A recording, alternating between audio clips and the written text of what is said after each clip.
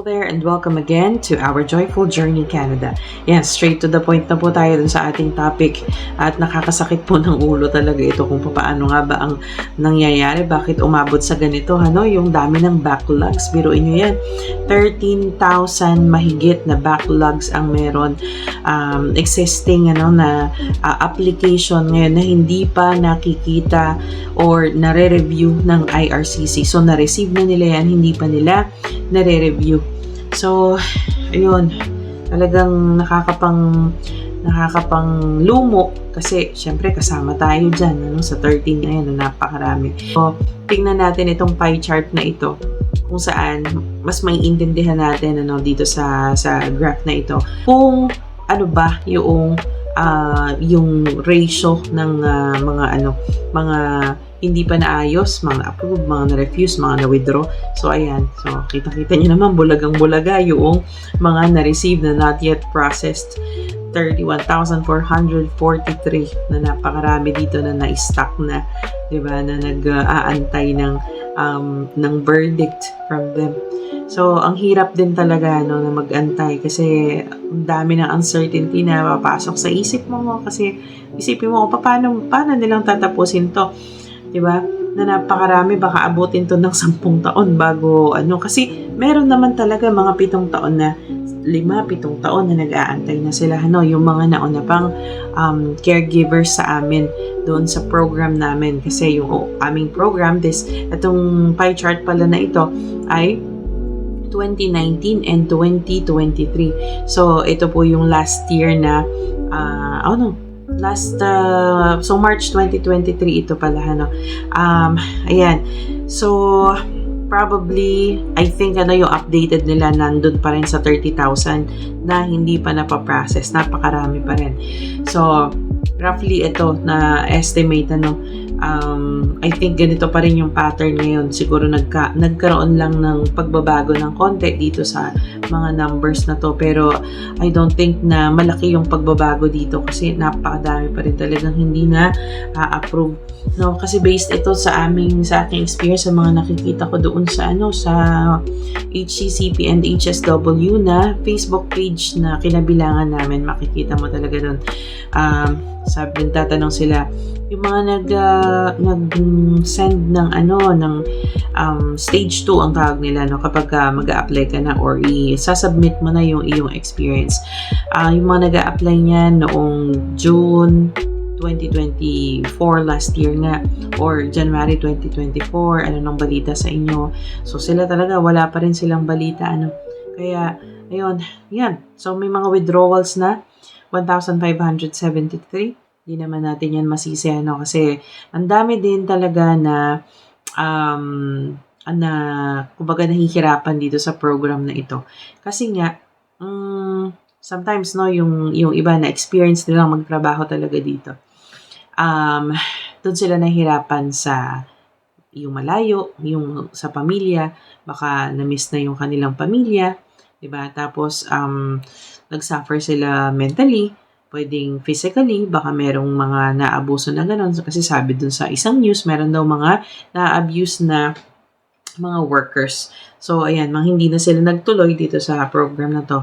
So, 1,573 naman ito. Yung mga na-refuse is 1,971.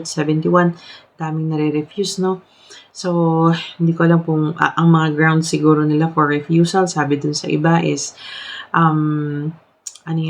kumbaga, nagkamali yung NOC, may ganyan. Tapos, kumbaga, yung initial application nila ay mali yung NOC na nailagay, which is, parang, syempre, isa yun sa mga unang dapat na chine-check natin, di ba? Hindi tama yung documentation ng pagpapasweldo.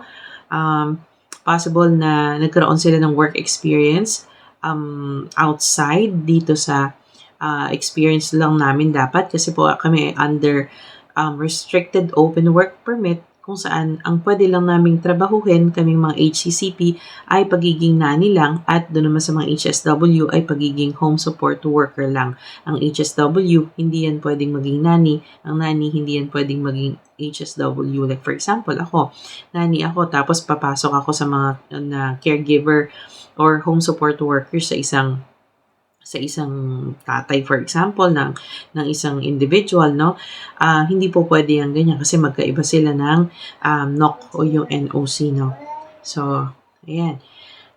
May mga ganun na nangyayari. And then, itong mga na-approve is 2,581. So, clap sa mga na-approve. Ayan, congratulations sa inyo, no? Sana ay, alam ko namang happy kayo dyan kasi lahat naman tayo ay nag-aantay at nag-sacrifice, no? Para makuha yung PR na yan. So, ayan, nakakatuwa naman. Makita yung mga green na yun. Tapos, itong kami, mga nakapula, no, itong receive and not yet processed. Ay, so, talagang, sa loob ng ng 2019, 2020, 19, 20, 21, 22, sa loob ng 4 years, ang na-check lang nila, sabihin na natin na kasi yung mga withdraw, hindi naman nila yan, kumbaga tiningnan, ni-review, at pinrocess. Yung refused ay, sabihin na natin 2,000, and then approved is 2,500. So, 4,500 within 4 years. Diba? Tapos, 31,000 yung tinitingnan natin dito. Gaano pa kaya yan tatagal, no? Sabi nga, ang pangako daw ng government is 12 months, no, na mag-aantay. Pero ngayon, ayan, makikita natin na talagang hindi lang 12 months yung iba. So, umaabot yung iba ng 5 to 7 years, especially yung mga nauna pa nga sa amin, no?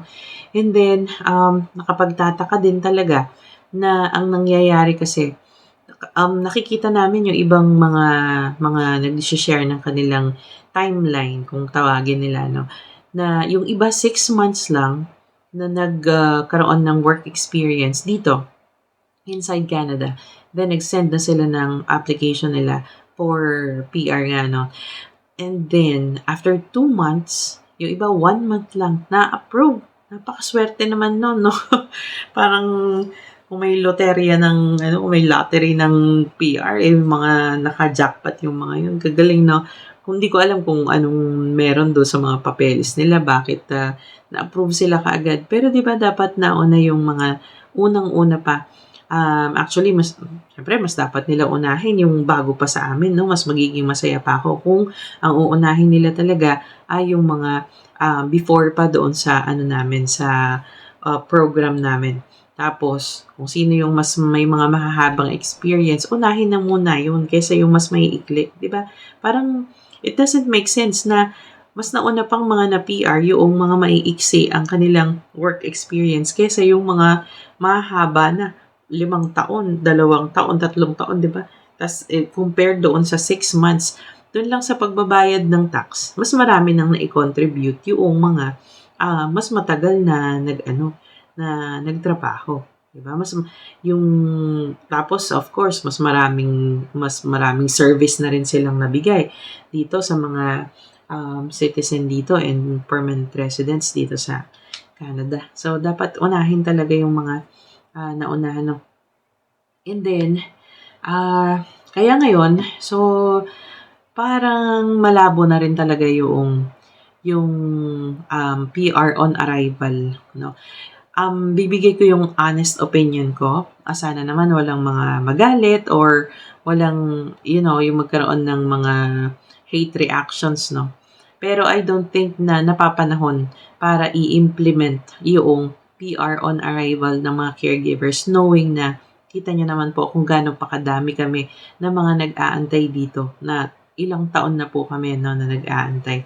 So, yun nga, sabi ko, hindi siya dapat pang gawin ngayon. Siguro, in 2 years time, pwedeng gawin yan kung talagang malaki yung kakulangan. Pero knowing na, ayan, ang dami pang umaasang tao na ganyan na stuck dito sa kind ng work na ito. Kasi aminin po natin sa hindi, na marami din naman tayong mga pangarap para sa ating pamilya, sa ating sarili. Like ako, gusto ko pong maging nurse din dito. Kung hindi man po papalarin, ay gusto kong magturo. So, hangga't hindi po ako na-PR ay hindi naman ako makakapag-aral. No? Nag-aaral ako ngayon ng masteral ko, pwede ko yun gamitin once na PR na din ako kasi yun nga, isa sa mga requirements nila yan na sana PR ang mga magiging teacher. No? So, pero doon tayo sa pag-aaral, hindi kami makapag-aral kapag pwedeng mag-aral pero napakamahal. So, hindi naman din namin kaya yung ganong matrikula, Aantayin na lang din namin na ma-PR kami. Tapos, gusto kong mag-aral kasi, syempre, yung mga anak ko lumalaki na, magka-college na. Gusto sana namin ay meron na kaming, kumbaga ay stable na talaga yung trabaho ng isa sa amin. Pagka nag-college na yung isang anak namin, kasi magkasunod yan na malaki. So, magkakasunod yan. So, yun na nga, pero kapag ganito na talagang abutin ng taon, matrasado din yung mga plano sa atin, no? Tapos, just imagine, no, paano yung ibang mga tao na, like yung mga mothers na nahiwalay sa kanilang mga anak, na yung matagal na 3 years, 5 years silang wala, di ba?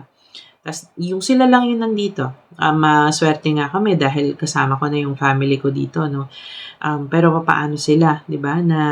Tapos hindi ka naman makauwi kasi baka mamaya, yun nga, uncertain nga ang mga sitwasyon dito. Yung mga tao din na gusto umuwi makasama yung mga mahal nila sa buhay, yung mga magulang nila.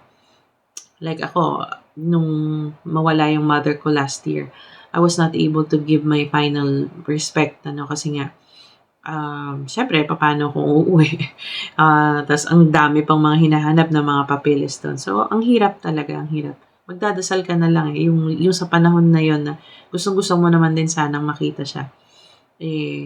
Wala, ganun talaga.